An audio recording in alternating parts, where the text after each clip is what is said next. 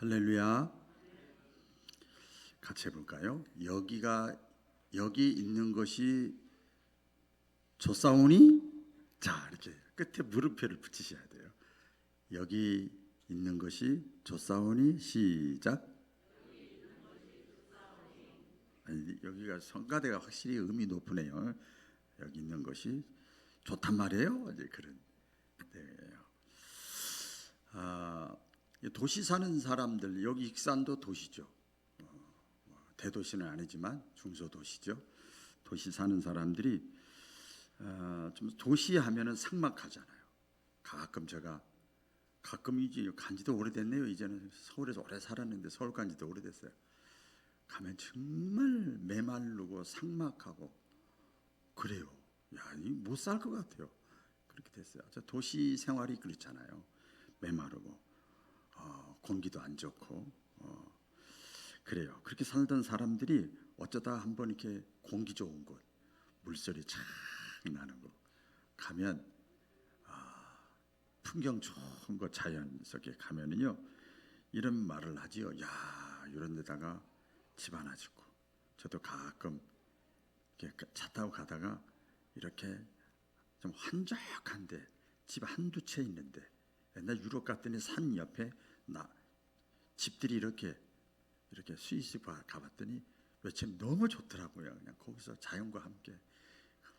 우리 한국에서도 가다가 여보 나 저기서 살고 싶어. 아멘을 안 합니다. 절대로. 혼자 가서 사세요. 그래. 너무나 좋게 느껴지는 거야. 도시에 살다가 공에 시달리고 그렇게 살다가 그런 데 살고 싶은 마음이 막 꿈틀어요. 사람도 자연의 일부니까요. 그런 마음이 생기는 거예요. 그래서 여유가 있는 사람들은 그 도시 생활을 청산하고 나이가 들었다든지, 또 요새는 젊은 사람들도 이렇게 하더라고요. 복잡한 도시를 벗어나 가지고 주변 환경, 공기 좋고 물 좋은 데다가 전원주택을 이렇게 지어서 편안한 삶을 살고 싶어요. 외곽적으로 이렇게 행복한 삶, 건강 관리 잘 하면서 오래 사는 게 문제가 아니고 건강하게 살아야 되니까, 그러면서 그 공기도 전부 다 어떤 치유가 되니까 그렇게 살고 싶어 하죠. 저도 그렇다고 이미 공감을 했어요. 목사는 안 그래? 천당만 바라봐. 절대 그러지 않아요. 그런 마음 다 있어요. 그런데 정말 그렇게 공기 좋고 물 좋고 도시에서 떨어진 곳에 가서 그렇게 거기다가 저 푸른 초원 위에 그림 같은 집을 짓고 살면 정말 마음이 편안하고 행복할까? 이거죠, 이게. 우리가 사람은요, 자기가 이루지 못한 것, 부족한 것 채우고 싶은 그 욕망이 있어요. 그런데 그렇게 채운 사람들도 있거든요. 주변에 보면 나름대로. 그런데 결론은 그겁니다. 그렇게 물 좋고 공기 좋은 데다가 집 하나 짓고 전원주택 짓고 이렇게 사는데 행복하지가 않아요. 뭘 뜻하는가 하면, 이 행복이라고 하는 것은 어떤 외적인 것에 달려있질 않아요.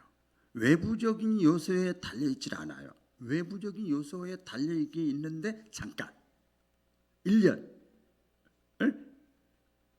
5년 외부적인 요소는 그래요. 순간 오래가지 않아요.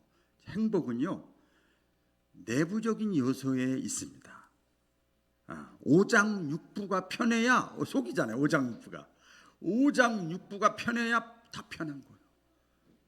우리 알잖아요. 우리 그냥 그런 얘기 하잖아요.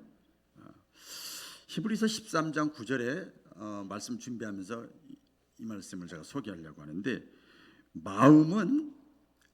우리 마음 있잖아요. 우리 마음은 은혜로서 굳게 하는 것이 아름답고, 마음은 일반적인 용어인데 은혜는 성경적인 용어예요.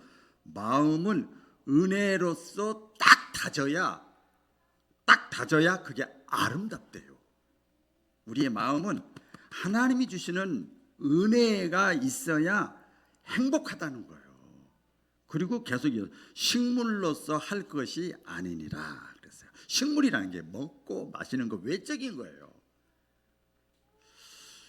마음의 행복은 식물이 아니라 하나님의 은혜, 거기서부터 막 솟아나오는 거예요. 우리 교단에 그 월간지가 있어요. 활천이라는 것이 있어요. 솟아나는 샘물이라는 뜻이거든요. 솟아나는 샘물, 또 샘솟는 물, 활천이라는 표현이 있어요. 하나님의 은혜가 이렇게 임하면은요, 조금 먹는 것이 부실하고 전원주택 안 살고 공기 좋고 물 좋은데 안 있어도요, 늘 편안하고 기쁘고 행복한 줄로 믿으시기를 바랍니다. 그런 거지요.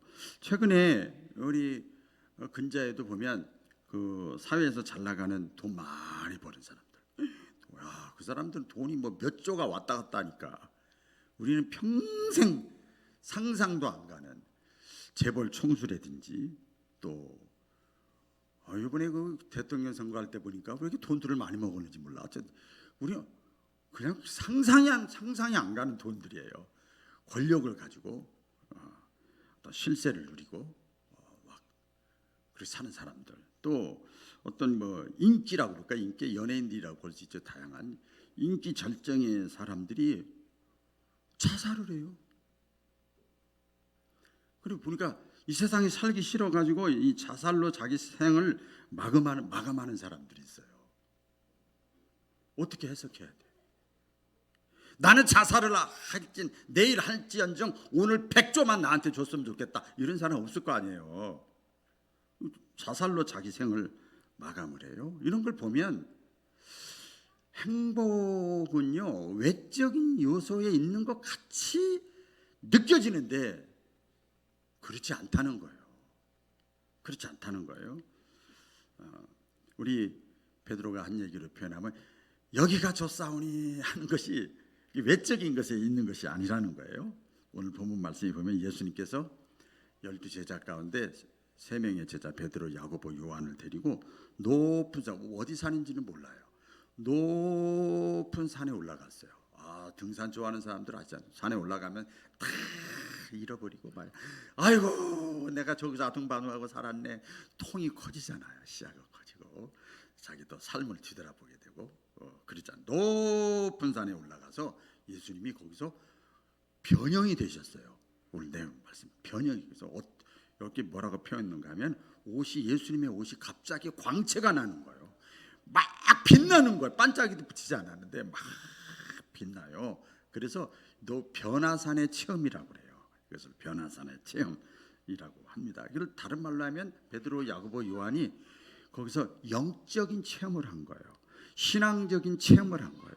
여러분, 우리 기독교는요, 체험이 있어야 돼요.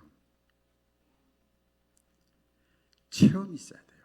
이 영적 체험을 한 거죠. 그때 보니까 모세가 나타나 가지고, 이미 지금 시대 사람이 아닌데 모세가 나타나고, 그 다음에 엘리야가 나타나, 예언의 대표자, 율법의 대표자, 자기들이 가장 위대하게 생각하는, 신앙적으로 생각하는 모세와 엘리야가 나타나 가지고 예수님하고 같이 이렇게 대화하는 장면이 딱 펼쳐지는 거예요. 이게 변화산의 이 사건이 나타난 거예요. 그러니까 이 베드로, 야고보, 요한 다 그랬는데, 베드로가 원래 입이 빠르잖아요. 여러분, 입이 빠르시되 좋은 곳에 빠르시기를 바랍니다. 안 좋은 곳에는 느리시면 돼. 근데 그 지혜야. 그런데 이 베드로가 딱 또 제일 먼저 얘기합니다. 뭐라고 그래요? 주여, 우리가 여기 있었으면 좋겠습니다. 너무 좋습니다. 너무 행복합니다. 여러분, 행복해요. 우리가 영적 체험을 하잖아요. 중생의 체험을 한다든지, 성령 충만의 체험을 한다든지, 영적 체험을 하잖아요. 그러면요, 막 울어요. 100%. 회개에도 그 속에 들어가 있지만 왜 우는 줄 아세요? 세상이 주는 행복과 기쁨하고는 비교가 안 돼서 그냥 막 울어요. 화장 이쁘게 해도 소용없어요. 너무 행복하니까. 저는 이해가 가요. 너무 황홀경에 빠져가지고 여기 있는 것이 좋사오니, 그렇게 고백을 합니다. 그러면서 모세를 위해서 하나 초가집을 하나 짓고 엘리야를 위해서 초가집을 하나 짓고 예수님 당신을 위해서 짓고 여기서 그냥 오랫동안 살았으면 좋겠습니다. 그랬어요. 예수님은요 아무 말씀 안 하시고 조금 있다가 다시 그들과 함께 내려오셔요. 그 다음에 9절 말씀에 보면 동네로 세상으로 내려오십니다. 이게 오늘 이제 본문의 내용이에요. 이 말씀을 이제 제가 막 새기고 묵상해서 또 깨닫고 은혜 받은 걸, 이것이 그러면 나에게 지금 이 코로나 상황 속에 지금 이 나이에 이 성경 속에서 나에게 무엇을 하나님이 말씀하려고 하는가, 듣는 귀가 열려지시기를 주의 이름으로 축원합니다. 첫째는요, 하나님의 생각과 내 생각은 다르다는 거예요.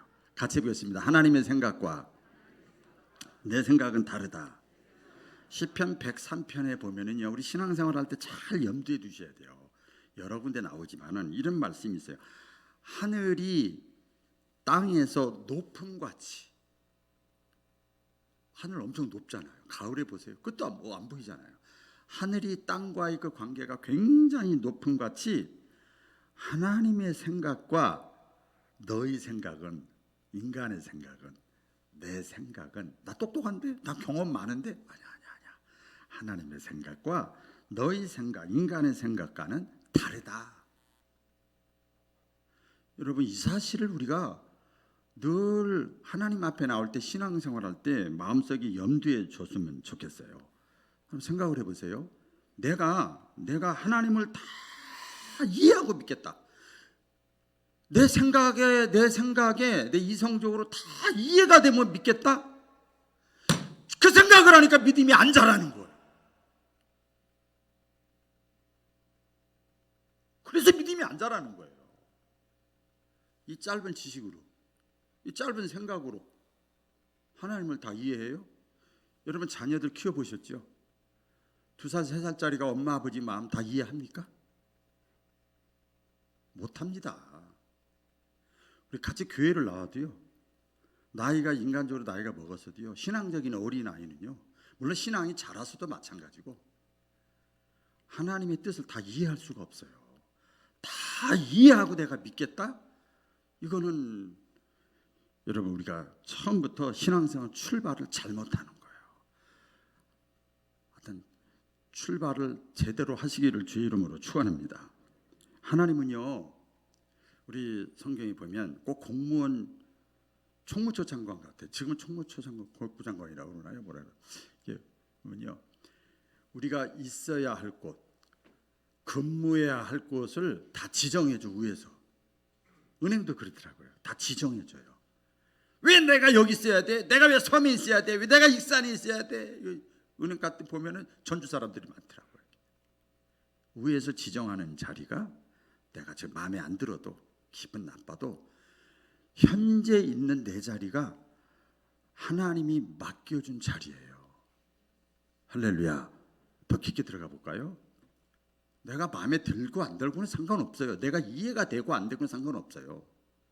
내가 익산에 사는 거, 내가 이 남자하고 사는 거, 저 여자하고 사는 거, 여러분과 제가 만난 거, 우리가 있어야 할 자리인 것을 믿으시기를 바랍니다. 하나님이 다 생각해 보세요. 머리털 하나, 참새 한 마리가 죽고 살고 움직이고 빠지는 것도 하나님이 다 허락이 있어야 된다는데, 그러니까 모두가 다, 우리 주변에 있는 모든 환경과 사람이 소중한 사람이 하나님이 지금 나에게 맡겨준 거예요. 믿으시면 아멘. 그런 있어야 할 곳을 다 아셔요. 그런데 베드로가 여기 있는 것이 좋사오니 했어요. 이 황홀권에 빠져가지고 그랬어요. 사실 베드로가 믿음 좋은 거예요. 나 자기 잘 먹고 잘 살라고 하는 게 아니라 모세를 위해서, 엘리야를 위해서, 예수님을 위해서 초막셋을 짓고 나 여기서 행복한 은혜를 누렸으면 좋겠어요. 이것도 믿음 좋은 거야. 가만히 묵상해 보니까 바울교회를 위해서, 목사님을 위해서 내가 여기서 소식고 여기서 내가 충성하게, 믿음 좋은 거야. 바울교회에서 나 살겠습니다. 좋아. 근데 바울교회에서 나가야 돼. 집으로 가야 되고 직장으로 가야 되고 삶의 현장으로 가야 돼요. 근데 그렇게 고백하는 것도 보통 믿음 아니에요. 그렇죠? 보통 믿음 아니죠. 베드로의 생각이에요. 이게 뭐가 나빠 이 생각이?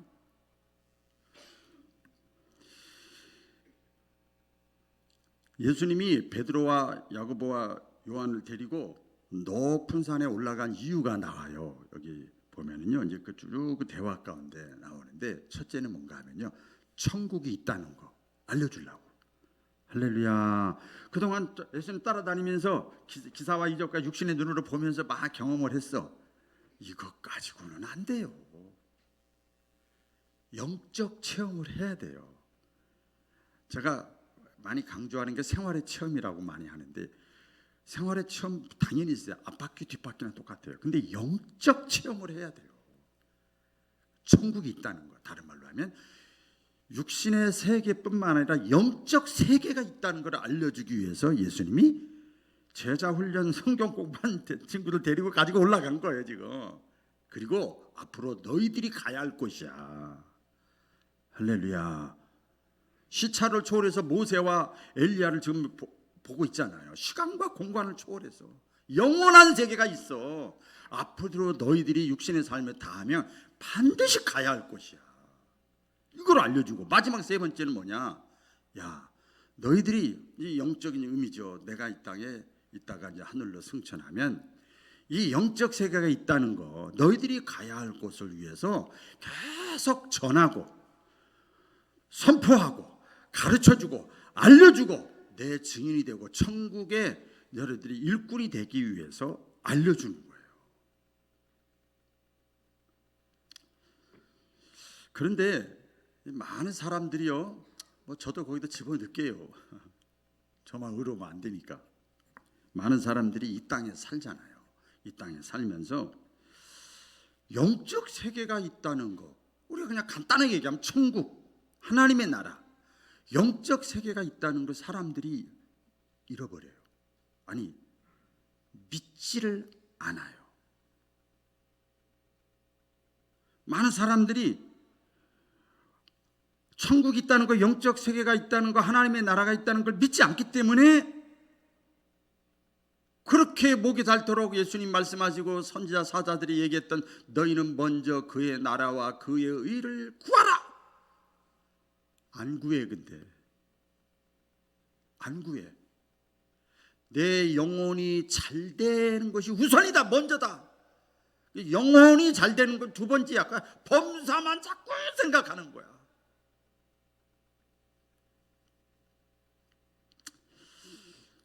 오로지 뭐냐?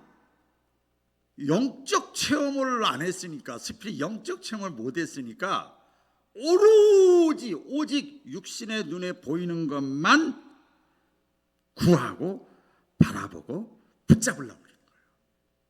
뭐 당연한 거니까 저는 이해가 가요 다. 왜 그러냐? 이 세상의 것을 사랑하기 때문에 그래요. 이게 다 같이 느껴지니까 그런 거죠. 성경은 여기서 말씀합니다. 아주 유명한 말씀이에요. 요한일서 2장 15절로 17절인데요. 한번 다 같이 읽어볼까요? 시작. 이 세상이나 세상에 있는 것들을 사랑하지 말라. 누구든지 세상을 사랑하면 아버지의 사랑이 그 속에 있지 아니하리니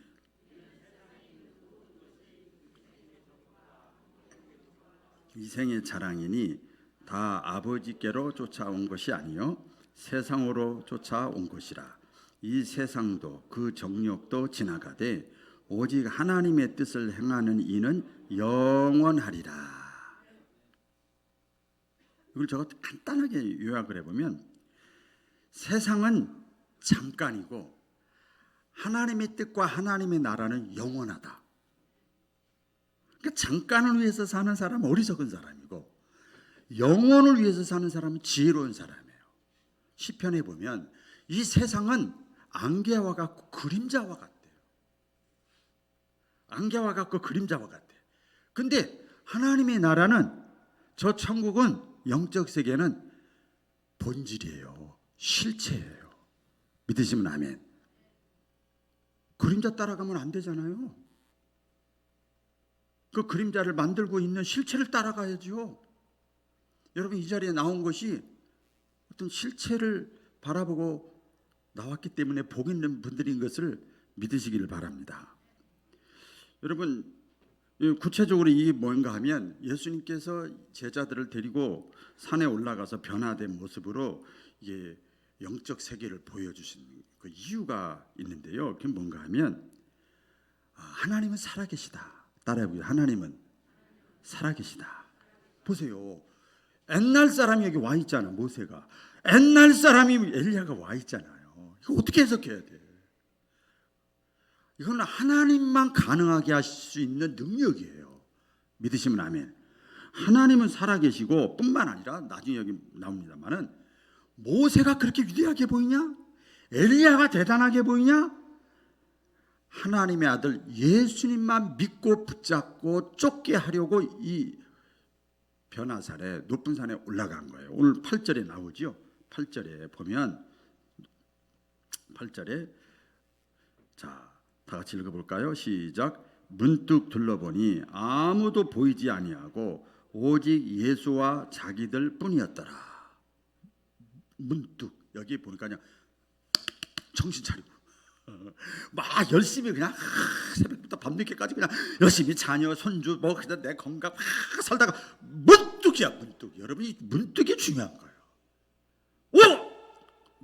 정신 차린 거죠. 정신 차리 친구야. 그래. 문득 주변을 둘러보니 나이가 이만큼 먹었네. 문득 둘러보니 세월이 흘렀네. 문득 둘러보니 성경의 말씀이 진리네. 문득 깨달아지는 거예요. 문득 둘러보니까 주변을 둘러보니까 아무도 보이지 않고 예수님만 보이는 거예요. 할렐루야. 예수님만 보였어요. 위대하다고 생각했던 이 모세와 엘리야는 사라지고 예수님만 남았어요. 그렇게 뭔가 하면 하나님이 살아계실 뿐만 아니라 예수가 누구인가를 알려주려고 하는 거예요. 우리 그 전에 보면 나오잖아요. 변화산 사건 전에 사람들이 나를 누구라 하더냐. 많은 사람들이 나를 주일날 되면 교회 오는데 요즘 말로 하면 그런 거예요. 나를 따르는데 헌금 드리고 나를 신앙생활 하는데 세례 요한이라고 합디다. 엘리야라고 합디다. 선지자 중에 하나라고 합디다. 그런 얘기가 나오잖아요. 예수님이 대해서 말을 잘못 생각하고 하나님 앞에 나오고 예배 드리는 거예요. 그건 똑같아요. 그래서 지금도 똑같습니다. 이렇게 보면요, 기독교를 많은 종교 중에 하나로 생각하는 사람이 있어요. 학문적으로는 맞는 소리예요.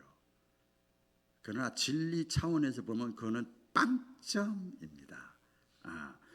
이렇게 생각하는 거죠. 기독교의 교주야 예수가. 뭐 공자, 맹자, 석가 이런 것처럼 성인이야 성인. 위대한 사람이야. 예수님은 특별한 분이야. 특별한 분. 여러 종교 중에 하나로. 그래서요 지금 포스트 모던 시대라고 그래. 옛날에는 이거 해 명령 시대였어요. 지금 그렇게 하면 하려고 그래. 하다가도 기분 나빠서 안 해. 그게 규격 모던 시대라고 그래. 지금 포스트 모던 시대예요. 이게 했으면 어떨까? 이게 해줬으면 좋겠는데 이렇게 해야 들어요. 자식도 이제는. 이게 포스트 모던 시대예요. 이걸 포스트 모던 시대에 뭐가 있느냐? 절대자는 없어요.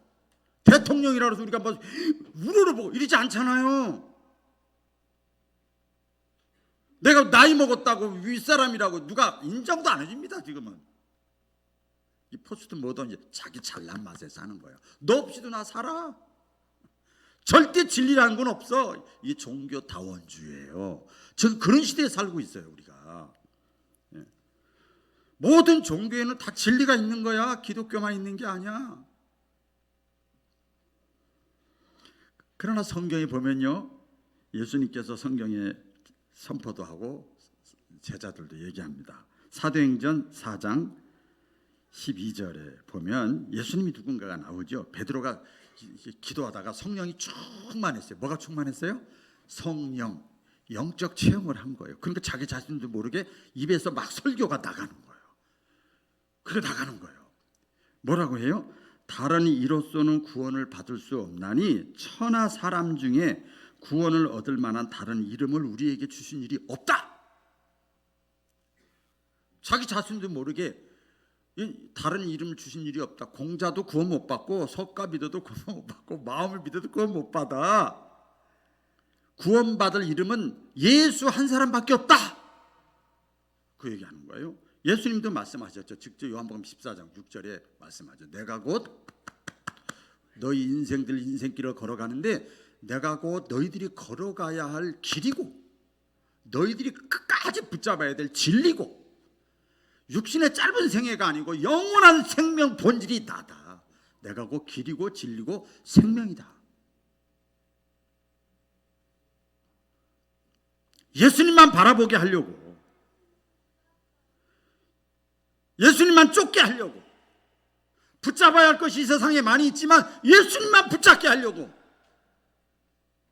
변화산의 사건을 보여준 거죠. 주는 그리스도시요 살아계신 하나님의 아들입니다. 당신은 말씀이시고 말씀은 하나님이십니다. 생명의 떡입니다. 생명의 떡.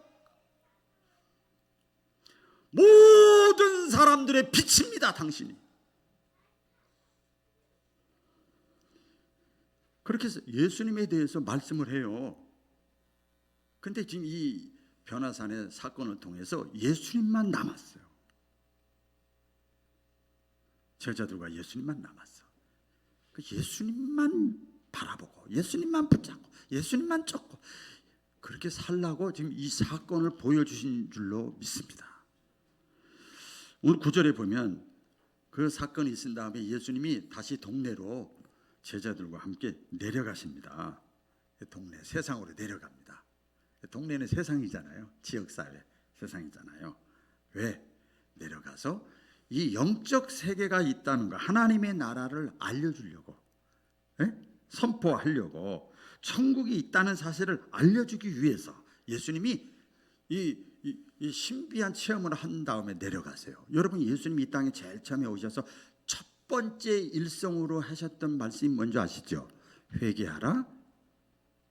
첫 번째, 천국이 있다. 할렐루야. 그리고 예수님이 이 땅에 오시기 전에 예수님의 가이드 역할을 했던 6개월 먼저 태어났던 세례 요한도 제일 첫 번째로 예수님에 대해서 할 때 회개하라. 천국이 가까웠다. 천국이 있다는 걸 알려주기 위해서 이 산에 머물러 있지 않고 다시 내려간 거예요. 세상에 내려간 거예요. 자, 여기서 제가 또 묵상을 해봤어요. 그러면 우리가 사는 세상은 어떤 세상인가? 이런 세상입니다. 세상을 사랑할 수밖에 없도록 세상이 세상을 만들어가고 있어. 세상을 사랑할 수밖에 없도록 세상이 혈안이 돼서 만들어가고 있어. 다양한 것을 계속 개발합니다. 옛날에 상상도 못하던 것들을 우리가 지금 누리고 있지요. 세상의 기쁨과 즐거움을 계속 제공합니다. 원래 코로나가 아니면 다시 델타 코로나로, 델타 아니면 오미크론으로 막 이러듯이 그냥 끊임없이 우리 믿음을 빼앗아 가려고 계속 제공합니다. 그래서 이런 거죠. 더 편하게, 더 쉽게, 더 빠르게, 더 짜릿하게, 더 매력적으로, 더 달콤하게, 더 아름답게. 세상이 그러고 있어. 지금도 쉬지 않고 얼마나 연구를 하는지 몰라요. 마치 제가 공작, 이 동물원 같은 거 공작 있잖아요. 공작 쫙 펴면 야야 저 공작 날개 폈어. 진짜 아름답더라고요. 뽀뽀해주고 싶고 막 그러더라고요. 우와 이렇게 돼. 그 이스라엘 백성들이 애굽에서 403년 광야에서 살다가 비리비리하게 살다가 가나안 땅에 갔더니 우와 가나안 땅에 섬기는 신들이 최고같이 보이는 거예요. 똑같은 거예요. 근데 베드로가 여기 있는 그 조사원이 고백했던 베드로가요 어떤 사람인가 하면 예수님께서 제자들을 부르실 때 누가복음 5장에 보면 나오는데요. 사건이 있었어요. 베드로는 장가간 사람이에요. 총각이 아니고. 여러분 장가를 갔다는 거, 시집을 갔다는 건 어느 정도 세상을 아는 사람이에요. 그렇죠? 그렇죠. 기본적으로 아는, 세상이 어떻다 하는 건 아는 사람이에요. 예수님이 베드로에게 처음 부를 때 이 바닷가에서 부르셨잖아요. 고기를 못 잡고 나오니까 깊은 데로 가서 그물을 내려 고기를 잡으라. 그랬더니 베드로가 우리가 밤이 맞도록 수고를 했지만은 잡은 것이 없지만은 말씀에 의지하여 그물을 내려보겠습니다. 그렇게 가지고 그 자리야 밤새 했던 곳인데 하나도 못 잡아서 그 자리에다 말씀에 의지하여 또 그물을 내렸더니 고기가 가득히 잡혔어요. 이때 베드로가 깜짝 놀라는 거예요. 이건 생활의 체험이라고 그래. 할렐루야. 이건 생활의 체험이에요. 깜짝 놀란 거예요. 기적의 사건이에요. 왜? 일반 사람들이 볼 때 그때 뭐 물고기 떼가 싹 깜빡 지나갔는가 보지. 그게 아니에요. 아니 내가 업으로 뼈가 굳은 사람인데 밤이 맞도록 거기 그 자리에 넣어서도 안 됐는데 세상에 당신이 누구이길래 바닷속까지도 주관하십니까? 이거예요. 바닷속까지 당신이 주관하십니까? 이런 체험을 했어요. 그러니까 당신은 육신의 눈으로 볼 때 사람인데 당신은 신입니다. 그러면서 갑자기 우리가 하나님의 존재에 쓰면 하나님 빛이라고 그러잖아요. 빛 앞에 쓰면 자기가 너무 부끄러워요. 그랑 똑같아. 그러니까 베드로가 거기서 영적인 고백을 하잖아요. 주여! 주라고 그래.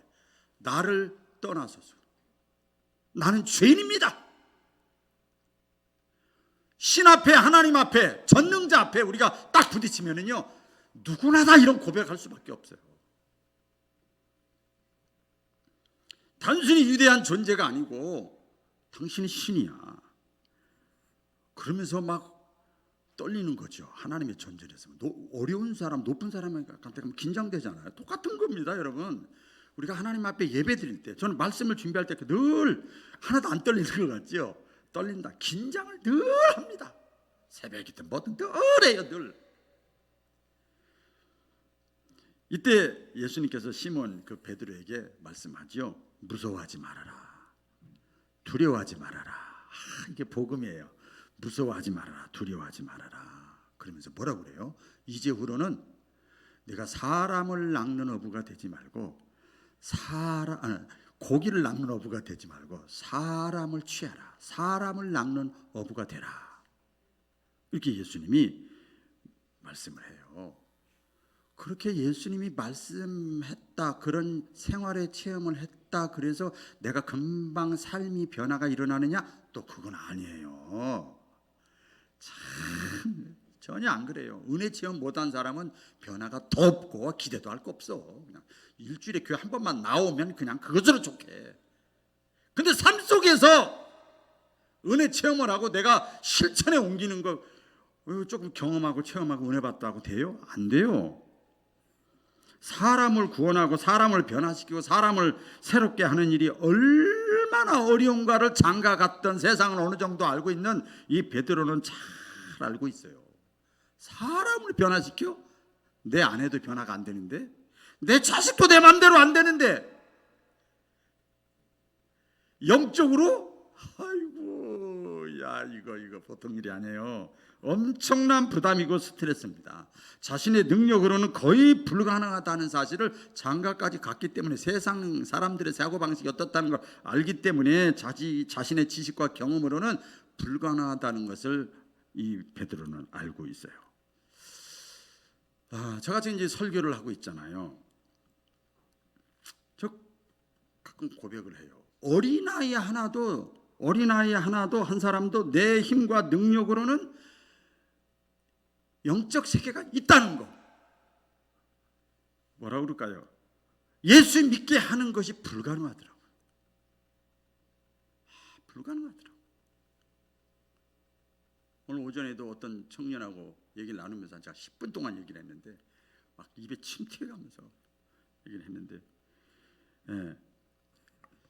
우리 이제 목회자니까 이제 신자들 이렇게 보잖아요. 보는데 희비가 교차해요. 왜 이렇게 믿음이 안 자랄까? 왜 이렇게 변화가 없을까? 그렇게 말씀을 전하는데 그러면 안 자라면서 변화 안 되면서 교회 나오면 그래다 덜 속상해. 그런데 교회를 또 안 다니네. 이게 참 나보다가 안 다니. 근데 그동안 안 다니는 게 문제가 아니고 그동안 그래도 제가 목회자라고 말씀을 그렇게 전했는데 변화가 없어. 그러면요 다운 의욕 상실 이렇게 돼요. 그렇지 않겠어요 여러분? 생각해 보세요. 그런데 시비가 교차하는 게 또 하나가 뭐냐면 우와 저 사람이 변화됐어. 저 사람이 새로워졌어. 믿음이 자라고 있어. 근데 그건요 정말 극소수더라고요. 그러면요 극소수라도 막 그래 내 목회하길 잘했다. 그렇지 한 생명이 천하보다 귀한 거지. 이런 감동이 와요. 사도 바울이 그러잖아요. 이런 막 낙심좌절될 때 전 사도 바울 고백을 꼭 인용을 하고 제가 위로를 받아요. 나는 그저 물 주고 뿌리고 가꾸는 것뿐이지만 변화되고 새롭게 하고 믿음 주고 자라나게 하고 생명을 주는 것은 하나님이 하시는 일이다. 이 베드로가 힘들다는 걸 알아. 세상이 어떻다는 거, 세상 사람들이 어떻다는 거 다 알아. 이게 엄청난 사람을 취해라 전도하라는 거 아니에요. 요새 말로 하면 엄청난 부담이에요. 스트레스예요 이것이. 그런 상황에서 예수님과 함께 높은 산에 올라간 거예요. 그러니까 하나님 나라의 권능을 이렇게 본 거예요. 봤어요. 그러나 여러분 세상에 다시 내려가면 이 세상에 나도 빠질 것 같아. 교회 나와서 예배 드리면서 조금 불을 붙여서 은혜를 받았어. 조금 뭔가 찌릿찌릿 깨달음이 왔어.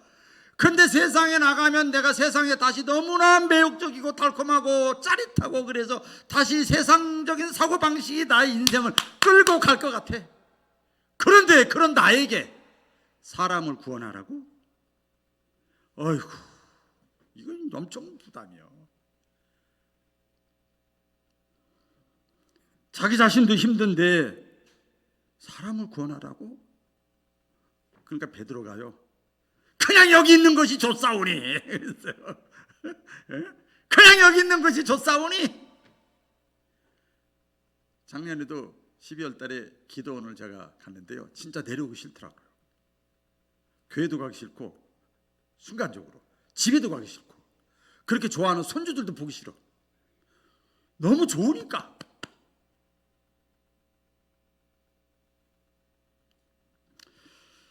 베드로는요 우리 그 전에 알죠. 예수님과 사건이 있었죠.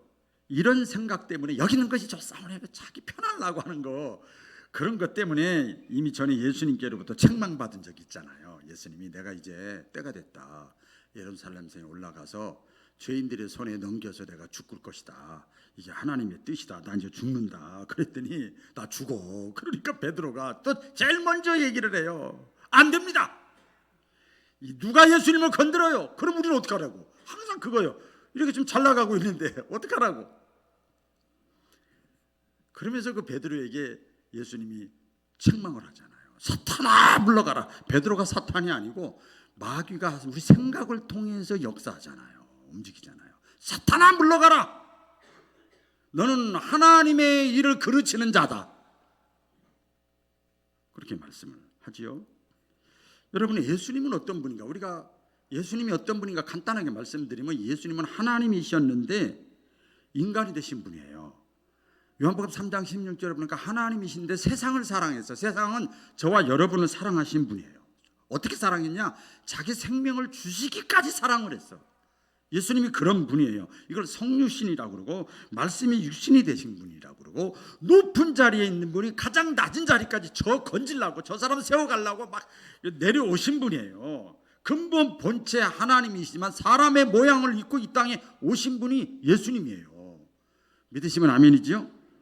그렇기 때문에 지금 예수님이 베드로가 여기 있는 것이 좋사오니 그랬을 때 한가로이 높은 산에 있어서 좋지 거기야. 거기서 모세하고 율법에 대해서 토론하고 예언에 대해서 또 엘리야하고 그렇게 뭐 탁상 행정 공론을 할 여유가 없는 분이에요. 근데 베드로는 수제자인데도 아직도 이 3년 동안이나 예수님을 따라다녔는데 우리 예수님의 뜻이 뭔지를 몰라요. 제자훈련 했다니까요. 예배도 드리고 교회 생활도 하고 성경 공부도 하고, 근데 아직도 몰라요. 초막셋을 지어서 모세를 위하여 엘리야를 위하여 오랫동안 여기 머무르겠다 한 것은 베드로의 생각이야. 그 생각도 아까 예쁘다고 그랬잖아요. 바울 교회를 위해서 내가 이렇게 하겠습니다. 얼마나 예뻐. 근데 그것도 여러분 아무리 믿음 좋아도 여기서 목사님 나 오늘부터 밖에 안 나가고요, 직장 생활도 안 하고요, 남편이가 안 해고 다 필요 없고 여기서 기도만 하면서 교회 청소만 하고, 저 싫어. 그런 사람 싫어요. 저는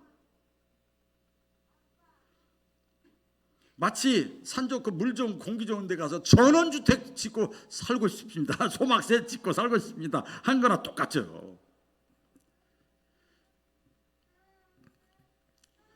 여러분, 하나님의 마음, 하나님의 뜻은 어떤 겁니까? 베드로처럼 여기 있는 것이 좋사오니 하지 않기를 원해요.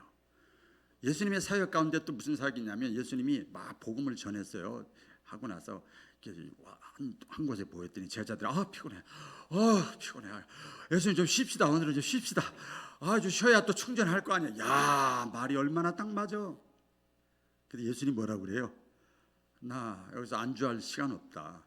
나 다른 동네로 또 가야 돼서 전도해야 되겠다. 내가 여기 온 곳은 전도하러 왔다. 예수님 말씀하지요. 여러분, 사람이 살아있다는 게 뭡니까? 좀 어려운 얘기인가요? 살아있다는 건 할 일이 있다는 거예요. 이걸 성경적으로 사명적 존재라고 그래요. 아멘. 내가 지금 살아있다는 건 사명적 존재, 할 일이 있다. 성경적으로 영적 체험 분명하죠. 그 죽는다는 건 뭐냐? 사명이 끝난 거예요. 할 일이 없으면 죽은 거예요. 인생의 가치는 어디서 찾습니까? 인생의 가치. 저 푸른 초원위에 그림 같은 전원주택 짓고 아들 딸 잘 낳고 알콩달콩 이게 인생의 가치가. 누가 그런 사람 존경합니까? 안 하잖아요. 인생의 가치는요, 무엇을 위해 사느냐. 할렐루야. 내가 가진 것 없고 배운 것 없고 나이는 이렇게 먹고 내 익산에 살고 비록 내가 지방에 살아도 내가 무엇을 위해서 사느냐. 에? 뼈대 있는 가문이냐, 외모가 어떠냐, 뭐 권력이 어떠냐, 집이 있냐, 차가 어떠냐, 뭐 여기에 가치가 있는 게 아니에요. 그러면서 우리 성도들은, 저와 여러분들은요, 나만의 변화산에서 내려와야 됩니다. 할렐루야. 나만의 변화산이라고 제가 그렇게 표현했는데요, 나만의 자기 만족에서 멈추지 않고 거기서 우리 예수님 표현대로 하면 자기 배를 하나님 삼고 배만 부르면 돼, 나만 속편하면 돼, 여기에서 내려와야 그 사람의 삶이 가치가 있고 자녀들에게도 존경받는 거예요. 그래서 내려와서 뭐 하는 거예요? 뭐 우리 양심적으로 또는 신앙 양심적으로 보면 연약한 자, 병든 자, 가난한 자, 신앙적으로 예수님 모르는 자, 마귀에게 붙잡힌 자, 세속에 빠진 자, 보이는 세상이 전부라고 하는 자, 속으로 하나님이 없다고 하는 자들에게 뭐 해야 돼요? 예수님에 대해서, 천국에 대해서 전해주고 가르쳐주고 보여주고 간증해주고 고백하고, 또 안 되면 기도해주고 격려해주고 위로해주고 세워주고 기다려주고 붙잡아주고 해야 그 사람의 삶이 가치가 있는 거예요. 이게 사명의식이라고 그래요. 하나님이 저와 여러분을 부르심의 목적인 걸 믿으시길 바랍니다. 이게 가장 가치 있는 삶이고 가장 행복한 삶이에요. 가장 행복한 삶이에요. 하나님은요, 높은 곳, 좋은 곳, 거기에 머물러 있기보다는 하나님의 복음의 말씀, 굿뉴스, 인간에게, 죄인에게, 이 땅이 전부라고 생각하는 사람들에게 굿뉴스, 좋은 소식을 전하기 위해서 세상으로 내려가기를 하나님은 원하시는 거예요. 아무리 좋은 곳, 높은 곳, 깨끗해도요, 그 자리에 안주하는 것은 뭐예요? 퇴보입니다. 퇴보고 좀 지나고 나면 냄새가 나더라고요. 참 신기해요. 코이노니아부터 시작해서, 교제부터 시작해서 그 다음에 믿음 들어가고 그 다음에 사명인데, 코이노니아 조금 오래 하잖아요. 사람 냄새 나요. 반드시 문제가 생겨요. 멈춰 있으면은 화석화되고, 결국은 그 자리에 안주만 하고 있으면 아무리 처음에는 좋았는데, 고인물은 어떻게 되죠? 좀 지나면 썩어요. 깨끗한 물이라 할지라도 썩습니다. 흐르지 않으면 썩는 거예요. 우리 뭐 운동하다가 또 걷다가 어디 부러지고 저기 뭐 어디도 금이 가거나 뭐 또 뭐 관절 이상이 있거나 그러면 뭐 근육 이상이 있거나 그러면 정형외과 가지요. 그래서 뭐 하죠? 그렇죠. 물리치료합니다. 물리치료. 힘들어요. 물리치료하는 거. 그런데 계속 써줘야 돼. 사용하지 않으면 굳어버리는 거예요. 굳어버려요. 아브라함이 하나님께서 내 본토 친척 아비집을 떠나! 내 본토 친척 아비집 얼마나 좋아. 편한다니까. 여기 좋아. 떠나래요. 내가 내게 지시할 땅으로 가라. 모세가 80세, 처음에는 40세에 가서 그냥 내 인생에 한탄 했겠지만 40년 동안 미디안 광야에 살면서 이제 자식 낳고 다 살고 편안하고 안주하는데, 또 하나님이 또 호레스산 떨기나무 가운데서 또 부르잖아요. 내 백성을 구원하기 위해서 이 자리를 네가 떠나라. 좋은데 지금 요나에게도 마찬가지죠. 다시스로 가면 다 은혜스러워. 그냥 은혜가 철철 넘치는, 제가 옛날에 집회 나갈 때 보니까 순복음교회 보니까요, 여기 가서는 그냥 흥 해도 은혜 받고, 저래 행 해도 은혜 받고, 이렇게 해도 은혜 받고, 그냥 아멘 아멘해. 야, 설교하기 좋더만요 진짜. 거기 가면 얼마나 좋겠어. 그런데 그렇지 않아요. 니느웨로 가라. 악한 사람들, 너 죽이려고 하는 사람들 떠나서 가라는 거예요. 그러니까 사명이야, 사명. 아브라함의 사명은 뭡니까? 하나님의 또 축복, 내가 너를 축복하겠다. 이 축복의 통로가 되는 게 사명이에요, 자기가. 그러기 위해서는 떠나야 돼. 그렇죠? 이 모세도 출애굽시키는 게 사명이에요. 그러기 위해서는 떠나야 돼. 요나도 마찬가지죠. 전도요. 도시를 살리기 위해서는 자기가 떠나야 돼요. 이게 사명이에요. 그런데 아브라함이나 모세나 요나나 모두가 다요, 이 떠나기 전에, 내려가기 전에 상태가 어떤 줄 아세요? 다 여기가 좋사오니야. 다 좋았어요. 이대로가 좋사오니. 제가 저희 교회 2006년도 2월 달에 개척을 시작할 때 제가 하나님 막 씨름할 때 그 기도했어요. 저 지금도 좋아요. 너무 좋은데요. 여러 가지 여건이 좋은데요. 뭐라는 거예요 지금 저한테. 말도 안 되는 소리를 해요. 하나님이 떠나러 가라는 거예요. 떠나러 가라는 거예요. 그러니까 하나님이 이렇게 역사하신 거예요. 역사하신 거예요. 하나님의 축복과 기적과 도우심과 변화와 새로움과 능력은 어디서 나타나는가? 아무리 편해도, 여기가 좋사오니, 이 자리가 아무리 편해도 여기서 내가 하나님의 뜻이라면, 영혼을 구원하는 일이라면, 예수님을 홍보하는 일이라면, 믿게 하는 일이라면 내가 기꺼이, 따라해 보겠습니다. 기꺼이 이걸 다른 말로 억지로라도 그 말이에요. 기꺼이 내가 순종하고 따라가고 모험하고 결단하면 하나님의 기적과 은혜와 축복은 나타나는 줄로 믿습니다. 신앙은 그래서 명사가 아니고 동사예요. 동사. 야고보서 말씀대로 하면 행함이 없는 믿음은 죽은 거예요. 이미 믿음이 아니에요. 여기가 조사오니에서 떠날 수 있는 동사적인 믿음, 행하는 믿음을 통해서 하나님의 기적의 주인공들 되시기를 축복합니다. 기도하겠습니다.